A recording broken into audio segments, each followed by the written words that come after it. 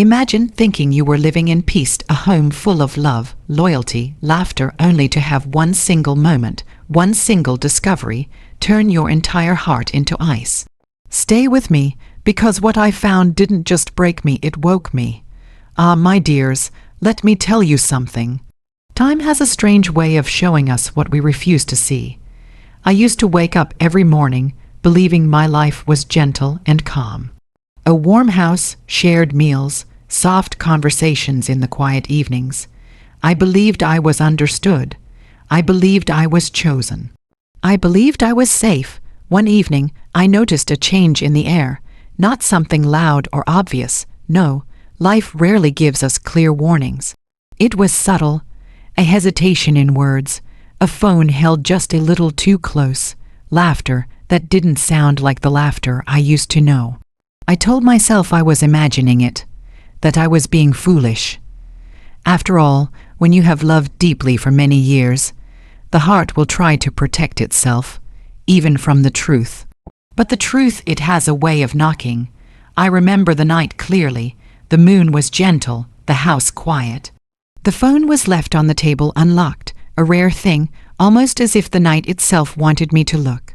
My hands trembled when I picked it up, not because I expected anything, but because something inside me already knew. The messages, oh, child, they were not loud or grand. They were whispers, soft words, too soft for strangers. Words filled with warmth that was no longer mine, promises, confessions, emotions shared that once belonged to the home I built. In that moment, I felt something inside me freeze, not anger, not rage, just a silence, a deep, cold silence. The kind that comes when something you believed was unbreakable breaks, and I did not shout. I did not cry. I simply saw. For the first time in a long time, I saw the truth of my life, and the truth was not what I had believed. But listen to me carefully now, because this is where the story stops being sad. Pain can destroy you or it can reveal you. I learned who I was that night, not someone who begged, not someone who clung, not someone who feared being alone. No, I remembered I was a woman who had lived before love and would live again after it. My voice returned. My spine straightened. My heart, though wounded, remembered its strength. And that is why I am here, speaking to you now. To remind you, if you ever find yourself holding a truth that chills your blood, do not let it freeze your life. Let it wake you. Never blind yourself for the sake of love. Ah, child, let me speak to you like a mother speaks when she has lived long enough to see winter turn into spring too many times to count. When we love, especially with a soft heart, we do not simply give affection. We give sight. We give trust. We give the benefit of every doubt. And sometimes we end up giving away the very eyes with which we should have been watching the world. Love, in its gentlest form, makes us believe that the people we hold closest could never be the source of our deepest hurt. But hear me now, softly, slowly. Sometimes the wound comes from the hand we trusted the most. When I say never blind yourself for love, I do not mean you should love less. No, love is a beautiful thing. It is a warm fire in a cold house. But even the fire that warms can burn if you place your hands too close without caution. I mean that you must never allow your love to silence your inner voice, that quiet whisper that lives in your bones, the one that knows truth even when your mind argues against it. When something feels different, you feel it before you understand it. The heart knows, the spirit knows. But love convinces us to pretend not to see, not to feel, to deny the very signs that would protect us. There is a moment in every relationship, whether you speak it or not, where you notice the shift, not always dramatic. Sometimes it is as subtle as a shorter hug, a quicker goodbye, eyes that no longer linger, laughter that doesn't reach the eyes. And yet we tell ourselves, no, it is nothing. I must not be ungrateful. I must not assume, because we fear that acknowledging the change might make it real. We fear that asking questions might push the love away. We fear that being aware will break the glass we have carefully polished for years. So we close our eyes. I closed mine too once. I remember telling myself that love requires patience, understanding, grace. And yes, it does. But love should not require blindness. Love should not demand that you abandon your senses. Love should not silence the instinct that has protected women for generations long before words were written. When something is wrong, you feel it in your sleep, in the pauses of your day, in the loneliness that appears even when someone sits right beside you. We are taught, especially women, to hold families together with our bare hands, to swallow our doubts, to smile to keep peace, to silence pain so no one feels uncomfortable. We call this strength. We call this sacrifice. But sometimes, child, what we call sacrifice is simply self-abandonment wearing a halo. We forget that we also deserve the very tenderness we offer. We forget that our hearts were never meant to be stepping stones for someone else's comfort. Never blind yourself. For the sake of love means allow yourself to see what is in front of you, even when it hurts, because pain that is seen can be healed. Pain that is denied grows like a vine, wrapping around your ribs, stealing your breath a little more each day. The truth may shake you, but lies rot you slowly, quietly, until you no longer recognize yourself in the mirror. Let me tell you something else. When you love without boundaries, without awareness, without the courage to see, you aren't loving the person. You are loving the idea of them. And oh, how heavy it is to carry an idea, especially when reality stands right in front of you, begging to be acknowledged. We hold on to what we wish was true, because facing what is true feels like losing the life we imagined. But child, there is more life beyond the imagination. There is more love waiting beyond the heartbreak. The pain of seeing the truth is temporary. The pain of pretending is endless.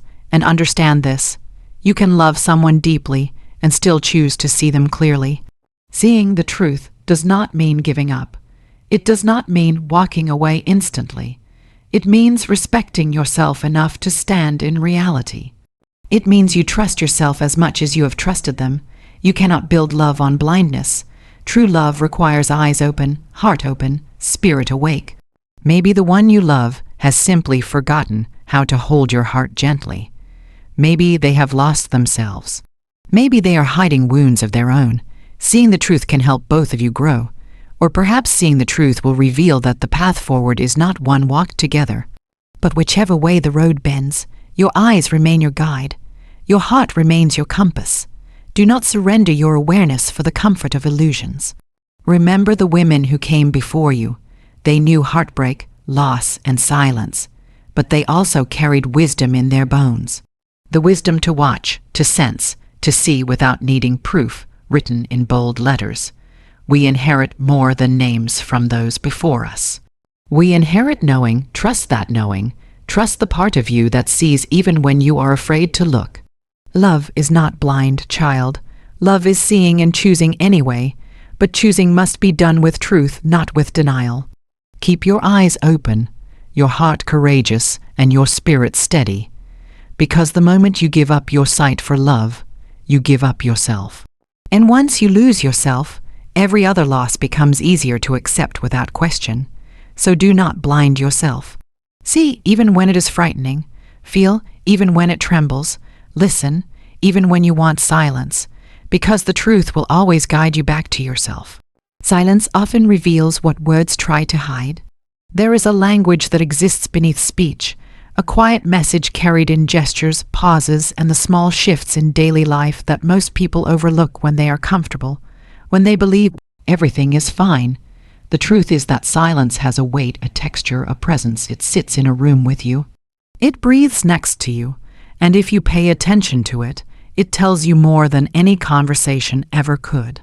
We are trained to listen to words, to explanations, to reassurances spoken out loud, but the soul listens to the spaces between those words.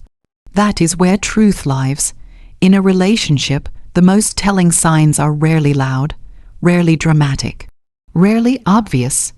People imagine heartbreak arriving with shouting matches, slammed doors, confessions screamed through tears.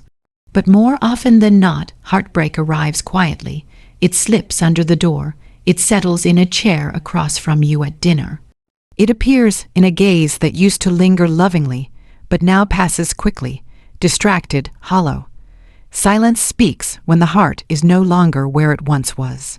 When someone's feelings change, they don't need to say it. You feel it. Their voice changes first, not necessarily in tone, but in warmth. The softness that once came naturally begins to feel forced, as though every sentence has to be constructed, edited, prepared. The ease disappears. Even their laughter shifts. It may still appear, but it does not hold you inside it anymore. It becomes a performance, something shared with the world, but no longer shared with you. These are the signs silence whispers. And yet, so many choose not to listen. Not because they are foolish, but because they are afraid. Because acknowledging silence means acknowledging loss. And loss is something the heart does not welcome willingly, so we pretend the silence is temporary. We tell ourselves they are tired, busy, stressed. We invent reasons to protect ourselves from the truth that stands quietly in the doorframe, waiting to be seen. But silence does not leave because you avoid it. It grows, it deepens. It becomes impossible to ignore. There were mornings when I would make tea and place 2 cups on the table as always, but the quiet between us felt like a wall.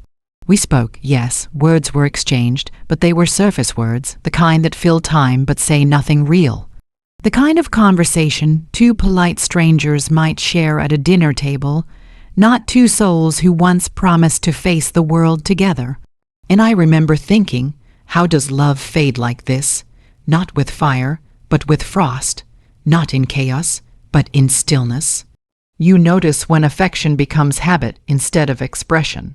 When touch becomes routine instead of longing. When conversations become predictable instead of alive.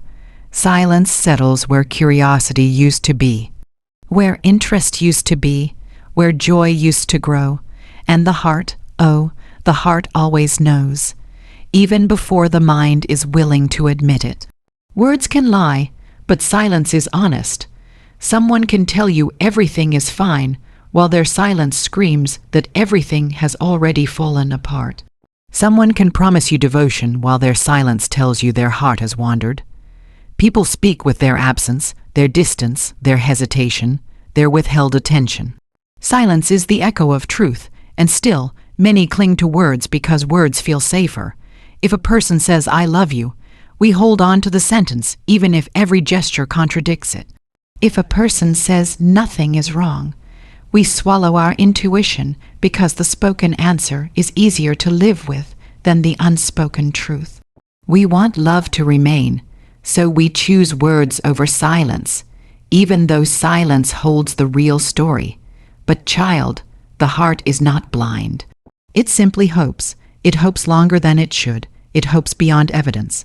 It hopes because letting go of love feels like letting go of a part of yourself. This is why silence hurts so deeply.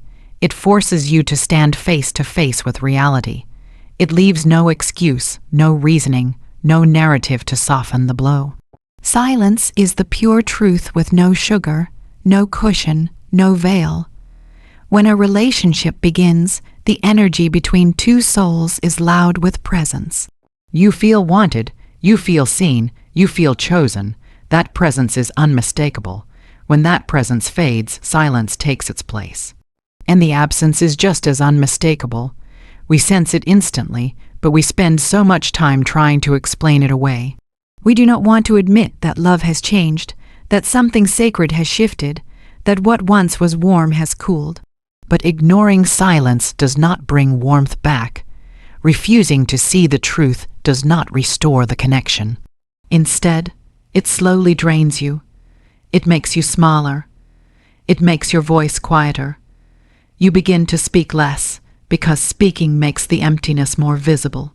You stop reaching out, because you no longer feel someone reaching back. Silence is not just the absence of sound. It is the absence of emotional presence, the absence of shared truth, I learned that listening to silence is a form of self-respect. It means valuing your emotional reality instead of clinging to the illusion of what used to be. It means acknowledging what your heart already knows instead of forcing your mind to rewrite the story. It means honoring the part of you that refuses to be unseen, unappreciated, unloved. Silence does not appear to destroy you. It appears to awaken you, but the awakening is not gentle. It is not easy. It is an unraveling, a reckoning. A moment where the soul must choose truth over comfort, and the soul, once it is ready, always chooses truth. Because truth is the only soil where healing can grow. Pain can either break you or build you. When it first arrives, it does not knock politely. It comes like a storm that was forming long before you saw the clouds. It does not ask if you are ready. It simply enters, and suddenly everything you once recognized begins to rearrange itself. You look at your life, and it feels unfamiliar. The places that once felt warm feel cold. The laughter that once came easily feels distant. Pain has a way of pulling the curtain back and showing you a world you were not prepared to see. Pain does not come only from betrayal or loss. It comes from the realization that something you believed in has shifted. That the story you were telling yourself is no longer true. That the version of life you were holding onto has expired without warning. This is a kind of pain that does not scream loudly. It settles in your chest. It sits behind your ribs. It moves slowly through you, touching every memory you stored with love. It makes you question your own heart. It makes you wonder if you were naive, foolish, or blind. Pain brings not just hurt, but doubt. And doubt, my child, can feel heavier than grief. But pain is not merely destruction. It is transformation. The question is not whether pain will come. Pain is part of every life. The question is what you choose to do with it once it arrives. Will you allow it to crumble you into pieces, or will you let it carve you into someone stronger, wiser, clearer than before? When everything falls apart, there is a moment, a quiet moment, where you stand inside yourself and realize you have a choice. The pain is real, yes. The wound is real. But how you carry it from that moment forward becomes the difference between breaking and building. There is a version of you that existed before the pain. A version that loved freely, trusted easily, believed generously. That version did nothing wrong. Do not shame the woman you were before. She loved because she had hope. She trusted because she had faith. She gave because she had room in her heart for others. But pain changes the geography of the heart. It teaches where the boundaries should have been. It shows where you overextended yourself. It reveals what you protected in others but did not protect in yourself. Pain teaches you to return to yourself. At first, pain feels like loss. The loss of love, the loss of certainty, the loss of the future you imagined. But slowly, if you do not turn away from it, pain begins to show you something else. It shows you that your strength did not come from another person. Your strength was yours all along. It had simply been sleeping. Pain shakes it awake. Pain reminds you that you can survive what you thought would destroy you. That you can keep breathing even when your heart feels shattered. That you can stand even when your foundation has cracked. There are days when the pain feels unbearable, days when your hands shake, days when your voice trembles. Days when you feel like you are walking through your life as if it belongs to someone else. These days are not signs of weakness. They are part of the rebuilding. Healing is not graceful. Healing is not linear. Healing is not quick. Healing is a slow unfolding. It asks you to sit with yourself, to look at the pieces, to decide which ones you will carry forward and which you will let go. Pain is a sculptor. It removes what was never meant to stay. It carves away illusions. It strips away the stories you told yourself to feel safe. It leaves you with something honest, something raw, something real, and from that rawness you begin again, not as the person you were before, but as someone who has seen the depths of herself and refused to disappear. There is a strength that only comes from surviving something that was meant to break you, a strength that shows itself in quiet ways. In the steadiness of your breath, in the calmness of your voice, in the way you no longer need to prove your worth to anyone. Pain teaches you this. When you have walked through fire, you no longer fear sparks. People often speak of moving on as if it is a single step. As if you wake up one morning and the sadness is gone. But moving on is not forgetting.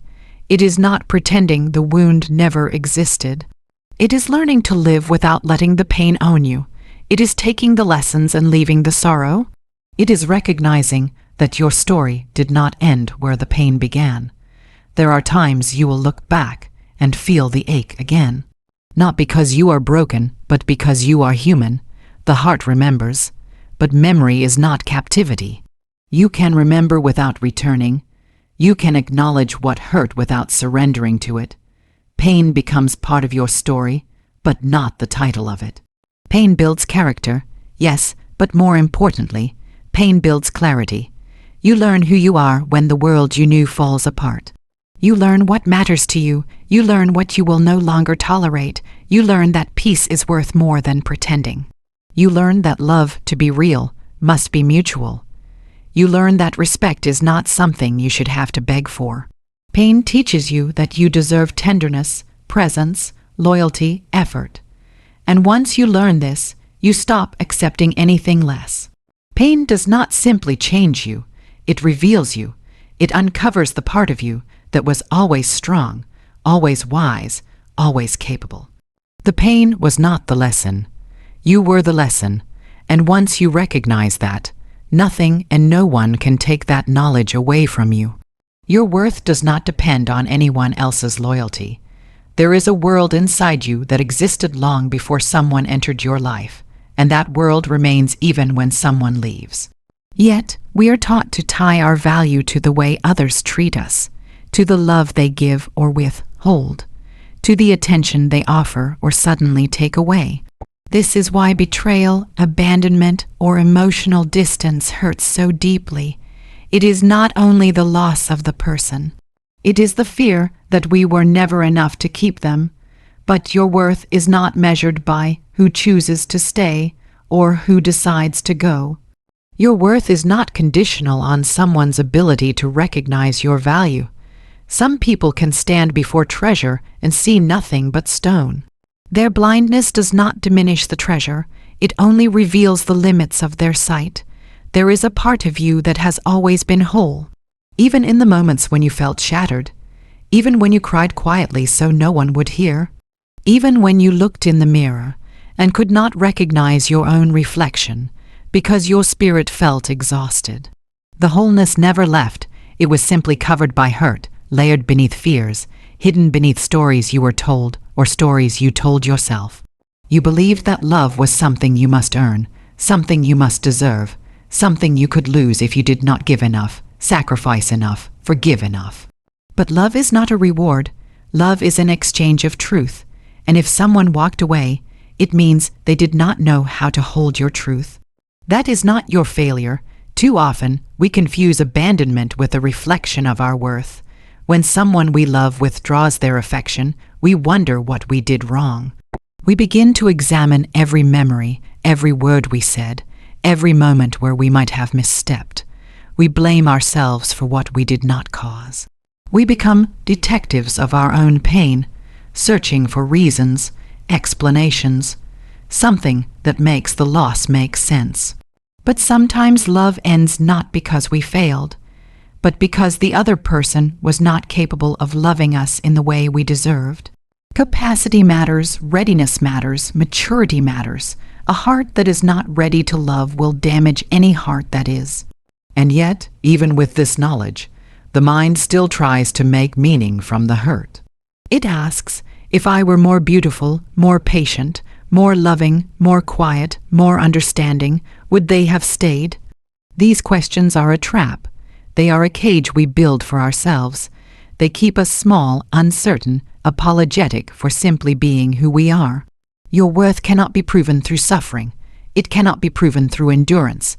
It cannot be proven through staying silent when your heart is hurting. Worth is not found in shrinking yourself to be easier to love. The truth is, the way someone treats you speaks of who they are, not who you are. If they lied, it shows the quality of their honesty, not the value of your trust. If they betrayed, it reflects their integrity, not the depth of your love. If they chose someone else, or chose absence, or chose distance, it reveals their capacity to love, not your lack of lovability. People can only meet you at the level of their own healing. If they have not healed, their love will come fractured. And you cannot fix someone simply by loving them harder. Your worth is constant. It does not rise when someone praises you, and it does not fall when someone disregards you. You do not become less because someone failed to appreciate you. You do not become more because someone adores you. Worth is intrinsic. It is woven into your existence. The world taught you to forget this, but your soul has not forgotten. There comes a moment when you must choose yourself, not out of pride, not out of anger, but out of understanding. Understanding that your heart is not a place for temporary visitors. Understanding that your spirit is not a garden for those who will not learn how to water it. Understanding that your softness is not a weakness but a gift. Understanding that you are allowed to walk away from what wounds you, even if you once believed you could not live without it. Choosing yourself does not mean that you did not love. It means that you loved well, but you love yourself too. And loving yourself means refusing to negotiate your value for affection. It means refusing to beg for what should be freely given. It means refusing to carry the emotional labor of two people alone. You deserve reciprocity. You deserve someone who meets you with the same depth, the same devotion, the same sincerity. You deserve presence, not excuses. You deserve effort, not explanations soaked in avoidance. There will be days when you remember the moments of love and feel a pull in your chest. This is natural. Love does not disappear simply because it broke. You may remember the laughter, the closeness, the warmth, and wonder if it was real. It was real, but something can be real and still not be right. Something can be meaningful and still not be lasting. Your memories do not invalidate your decision to let go. They simply show that your heart was genuine. As time passes, you will begin to see yourself differently. You will notice how strong you were to survive what felt unsurvivable. You will notice how deeply you can feel and still continue to live. You will notice that your tenderness did not disappear, even after pain. That is your power. Pain did not harden you into stone. It refined you. It sharpened your sense of what love should feel like. It taught you the difference between being chosen and being used. It taught you that you do not have to prove your worth to anyone. Your worth is not something you earn. It is something you remember, and once you remember it, truly remember it, no one will ever be able to take it from you again.